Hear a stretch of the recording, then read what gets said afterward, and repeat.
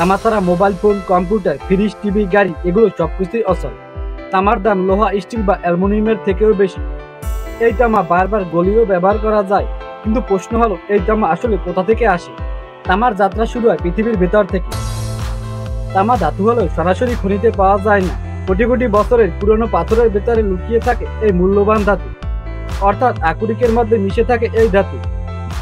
একেবারে খাঁটি তামা খুবই কম পাওয়া যায়, তাই বিজ্ঞানীরা আগে মাটি নিয়ে গবেষণা করেন, কোথায় কোথায় খনিজ পাওয়া যায় সেটা খুঁজে বের করেন। যখন নিশ্চিত হওয়া যায় এইখানে খুললে তামা পাওয়া যাবে, তখন শুরু হয় খনন কাজ। খনন মানে বিশাল আয়োজন। ভাবুন তো, মাটির প্রায় 100 মিটার নিচে লুকিয়ে আছে তামা, মানে প্রায় 30টা বিল্ডিং এর সমান গভীরতা। সেখানে পৌঁছতে হলে প্রথমে সরাতে হয় উপরের বিশাল স্তর। তারপর শুরু হয় বিস্ফোরণের মহাযজ্ঞ। দৈত্যাকৃতির ড্রিল মেশিন দিয়ে বানানো হয় শত শত গর্ত। প্রতিটি গর্ত প্রায় 16 মিটার লম্বা, অর্থাৎ 5 তলা বিল্ডিং এর সমান গভীরতা। এই গর্তগুলোই হলো তামা খুঁজে পাওয়ার প্রথম দরজা। সব গর্তগুলো প্রস্তুত হলে সেখানে ভরে দেওয়া হয় বিস্ফোরক পদার্থ। নিরাপদ দূরত্বে সবাই চলে যায়। তারপর রিমোট কন্ট্রোল দিয়ে বিস্ফোরণ ঘটানো হয়। একসাথে সব বিস্ফোরণ হয় না, প্রতিটি বিস্ফোরণের মধ্যে থাকে মিলি সেকেন্ডের ব্যবধান। এতে করে পাথর সবচেয়ে ভালোভাবে ভাঙে ও ধুলো কম ছড়ায়। বিস্ফোরণের পর শুরু হয় পাথর তোলার কাজ। এবার নামে দৈত্যাকৃতির এক্সকাভেটর মেশিন। এই মেশিনগুলো একেবারে বালতিতে তুলতে পারে প্রায় 50 টন পাথর। তারপর এই পাথরগুলোকে বিশাল ট্রাকে ভরা হয়। প্রতিটি ট্রাকের ওজন প্রায় 25 টন, মানে ছোট একটি বাড়ির সমান। মজার ব্যাপার হলো এই পাথরের ভেতরে খাঁটি তামা খুবই কম, মোটের উপর 1 থেকে 5%। খনি থেকে তোলা পাথরগুলোকে কারখানায় আনার পর শুরু হয় তামা আলাদা করার কাজ। তামা আলাদা করার দুটি উপায় রয়েছে। একটা হলো পাথরকে গুঁড়ো করে, আরেকটা হলো অ্যাসিড দিয়ে।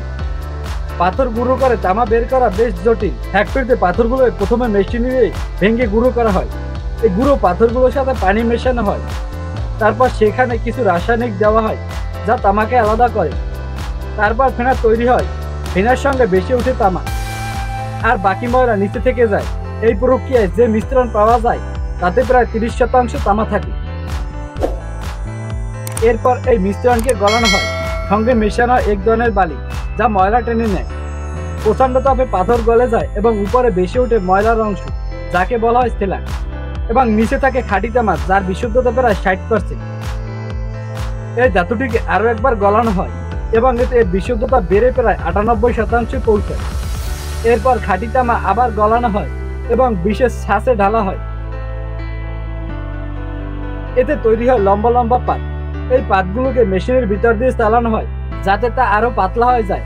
এই পাত তামা পরে বিভিন্ন আকারে কেটে রূপান্তরিত করে ইলেকট্রনিক, তার, মোটরের কয়েল, পাইপ এবং শিল্প উৎপাদনের জন্য ব্যবহার করা হয়। অ্যাসিড দিয়ে তামা বের করা তুলনামূলক সহজ। প্রথমে পাথরগুলোকে একটা জায়গায় স্তূপ করে রাখা হয়।